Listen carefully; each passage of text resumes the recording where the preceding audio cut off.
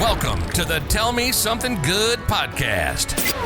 Ranked by the International Association of Awesome Podcasts as the best podcast in the history of podcasts. Wait, is that a thing? I don't think that's a thing. Anyway, seeking to shine a light on all that is good in an ever-darkening world of negativity. Here's your host, Clint Swindall.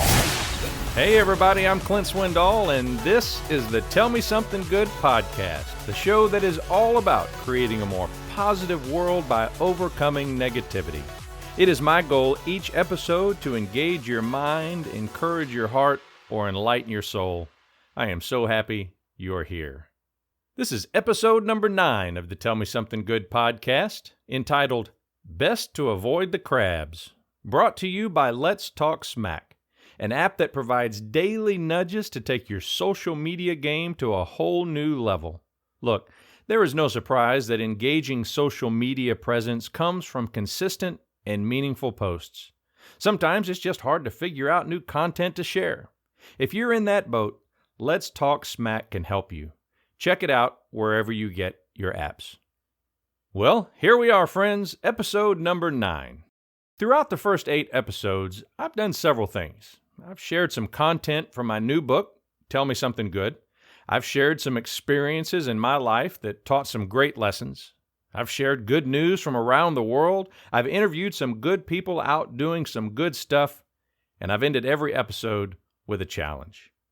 Today, I want to go back to the Tell Me Something Good book and share with you another lesson. In fact, it's the second lesson in the book. And it's all about initiating relationships with positive people. You know, one of the most important decisions we make in life is who we choose to be around. An old proverb reads, "Show me your friends and I'll tell you who you are." Quite often, we become like the people we're around. Based on that, we have to be cautious about who we surround ourselves with every day.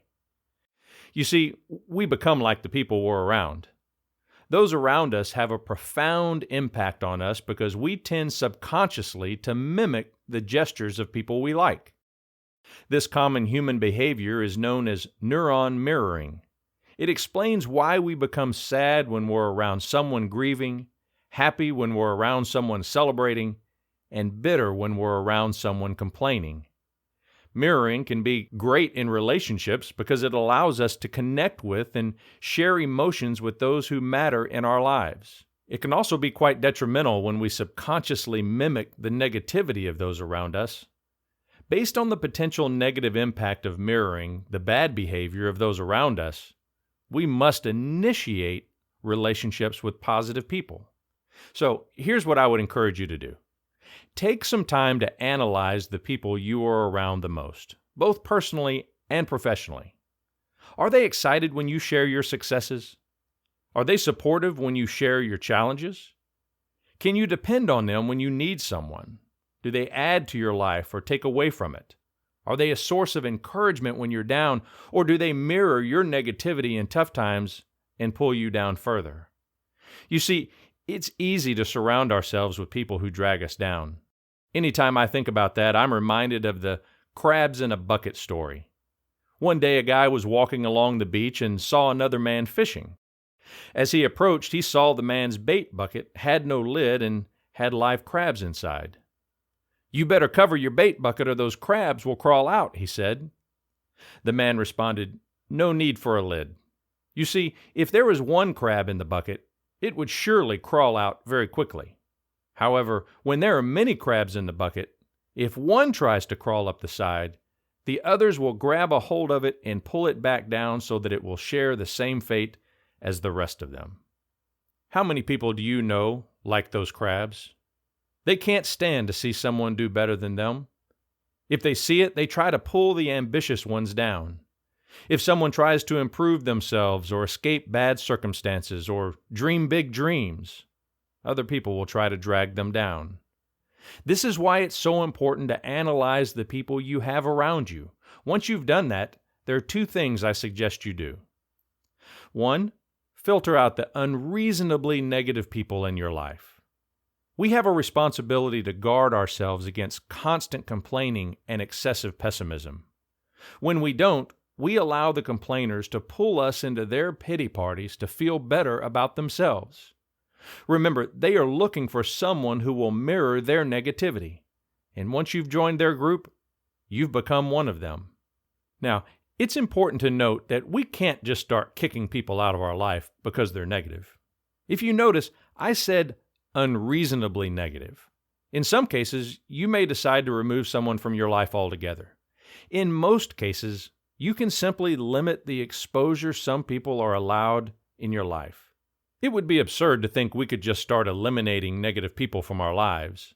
Some have been our friends for a long time. Some have worked beside us for years. The good news is you won't need to eliminate most people in your life because most people don't fall in the unreasonably negative category. However, you do have the control to determine whose access you should limit based on how they negatively impact your life. Limit those people and make some new friends. Find people who will be happy for you. Find people who will clap when you win. Find people who you can do the same for in return. There are nearly 8 billion people on the planet. Surely you can find a few who you can consider real friends. And the second thing you need to do is dedicate time to the exceptionally positive people in your life. Go back to the analysis you did for the people around you. Now that you've identified those who are unreasonably negative, identify those who are exceptionally positive and dedicate time to be around them. These are the people who encourage you and lift you, so you should commit time to them. Our lives are so busy that sometimes we have to dedicate the time to interact with the people who have the greatest positive impact. Most people don't think about spending time with people as a strategy in their life. They just hang out with their regular crowd, at work and at home.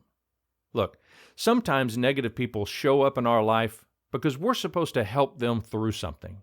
We need to fulfill that responsibility because it lifts them. At the same time, we need to be intentional about being around people who lift us. If you need to schedule time to keep in touch with friends and family who do that for you, put it on a calendar. Sometimes we have to make hard choices about what to eliminate to dedicate time to the relationships. There is an old saying that if we're around someone with a cold, there's a good chance we'll catch a cold.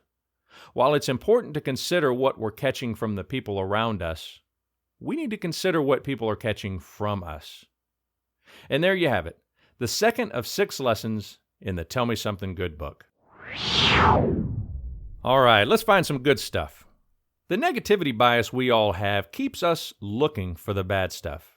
When we are actually consumed by good stuff, we need to look for it. One way to remind ourselves of that is to see or hear what is happening in other people's lives.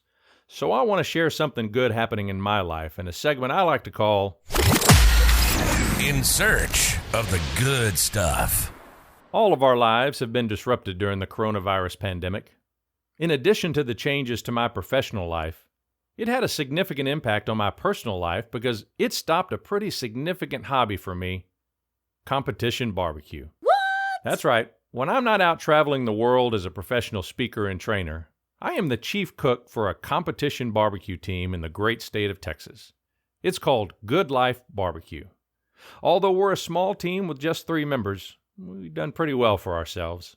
We do approximately 18 cook-offs a year, and the coronavirus pandemic shut down all competitions for the past 3 months.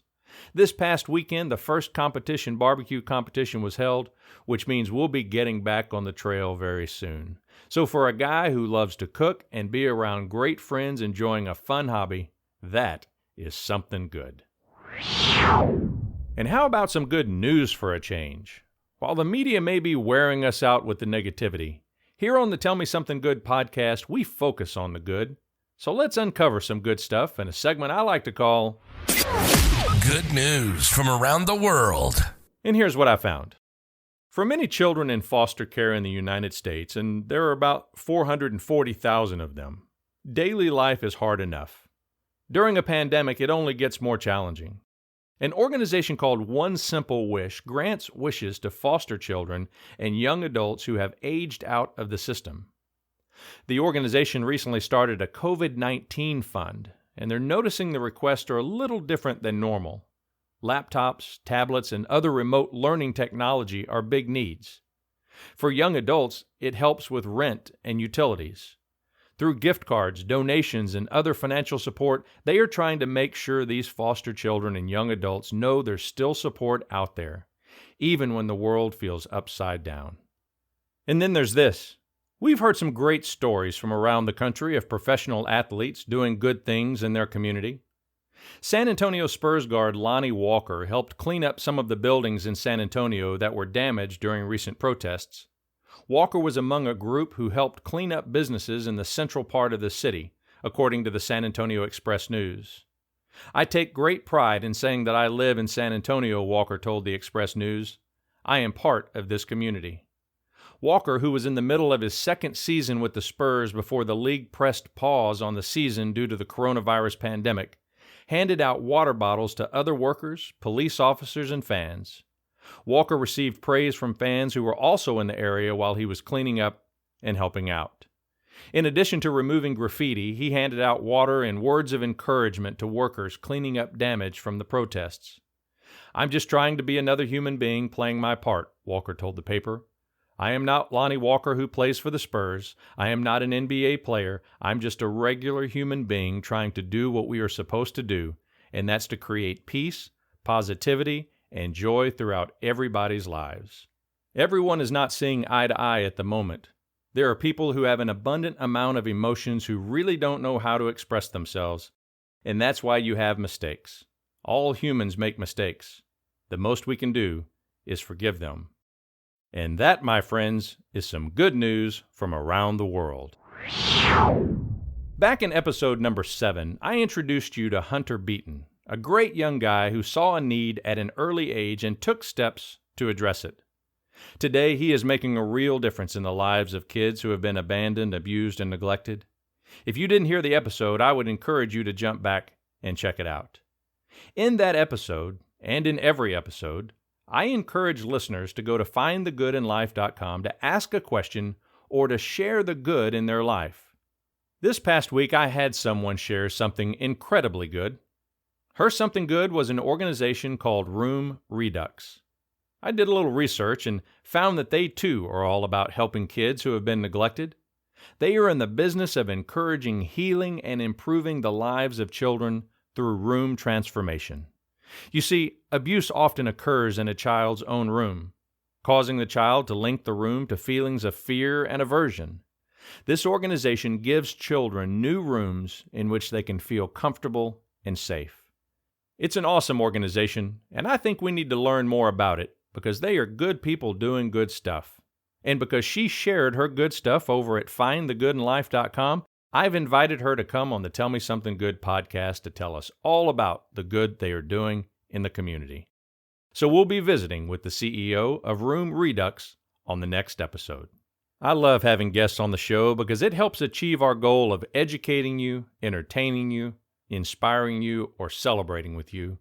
As I have said many times now, you have many choices as to where you will spend your valuable time, and I want to make sure you feel you've invested wisely in spending time listening to the Tell Me Something Good podcast. Not only do I want to share content that will help you overcome the negativity in your life, I am open to any questions you may have. As we add more episodes and listeners, we're getting more comments and questions over at findthegoodinlife.com. And I have one I'm going to answer in this segment we call Ask Clint Anything. Anything. Anything. Anything. I thought the questions I would receive would be related to the topic of the podcast. I've actually been surprised at the number of personal questions. People just wanting to know about this guy they're investing time listening to each week. This past week I got this email. If you could visit one place on Earth, where would it be? That's an interesting question. I travel for a living and have for nearly 25 years now, so I've gotten to visit some incredible places. I've spoken in nearly every state in the U.S., still trying to get to Alaska, Maine, I believe Kentucky, and Wyoming. My career has taken me to the UK, South America, Central America, Mexico, Bermuda, the Bahamas, and a myriad of other places. I've been blessed to see a lot of really great places. I must say, though, that my wife and I are not big vacation people. I love doing what I do for a living, so I never need a break from that. We built a house we love to live in, so we really like being home when we have some downtime. In fact, I often tell people my favorite place to travel is home. Having said that, if there is one place on this earth I'd like to travel, it would be Italy. We are determined at some point in our lives to block the time and go. We love wine, so it just seems like a good fit. And it's just a pretty cool place with incredible history. Thanks for that question. If you ever have questions, jump over to findthegoodinlife.com to find the link to ask questions or just share the good in your life. All right, everybody, we are about to wrap up. Before I end this episode with a challenge, I want to remind you that this episode of Tell Me Something Good has been brought to you by Let's Talk Smack, an app that provides daily nudges to take your social media game to a whole new level. If you're wanting to have a more engaging presence on social media, either personally or professionally, you need the Let's Talk Smack app to help you form a plan. Check it out wherever you get your apps. And now, the challenge. Before you come back for the next episode, I want you to take some time to analyze the people you are around the most, both personally and professionally. As I mentioned earlier, the people we're around have such an enormous impact on our lives. Too often we just continue to hang around the same crowd. I want you to answer the questions I encouraged you to answer before. Are they excited when you share your successes? I mean, really excited when you share your successes? Or is there a hint of jealousy? Are they supportive when you share your challenges? Do they really want to help you through the tough times in your life? Or are they coming along for the fun part of your life? Can you depend on them when you need someone? Regardless of what that need might be, can you depend on them? Do they add to your life or take away from it? Do they make you a more positive, enjoyable person to be around to the point you set the example for others? Or do they drain every bit of energy out of you because of their constant complaining and excessive pessimism? Are they a source of encouragement when you're down? Or do they mirror your negativity in tough times and pull you down? Again, before you come back for the next episode, I want you to do a serious assessment of those around you and determine if there are some tough decisions you may need to make in order to become a more positive, uplifting person. Well, that's all for today's episode of the Tell Me Something Good podcast. I sure hope you'll join us again for our next episode. Make sure you subscribe to the podcast so you never miss an episode. If you can, leave me a rating and a review. Your support can help someone else as we work to spread positivity to the world. To encourage you to leave a review, we're giving something away. If you leave a review, you'll be entered into a drawing for a Tell Me Something Good gift package. The package includes all kinds of awesome stuff, including an array of Tell Me Something Good logoed items, including a t-shirt and a custom challenge coin, some really cool stuff. Also, we'll throw in a signed copy of my first book, Engaged Leadership. All you need to do is leave a review and you are entered. Also, visit findthegoodinlife.com. While you're there, you can find everything related to Tell Me Something Good, all the links to join us on social media, and a place to share your good stuff or ask questions for the podcast. Thanks for listening. Until next week, I'll be praying for God to bless you in mighty ways. Now, get out there and love on somebody. You've been listening to the Tell Me Something Good podcast. The content of the podcast is meant to engage, encourage, and enlighten you to become more positive. It's not meant to diagnose, treat, or replace the personalized care provided by a trained professional. If you're struggling with depression or mental health issues, please reach out to a counselor for diagnosis and treatment. Until next time, be positive, people.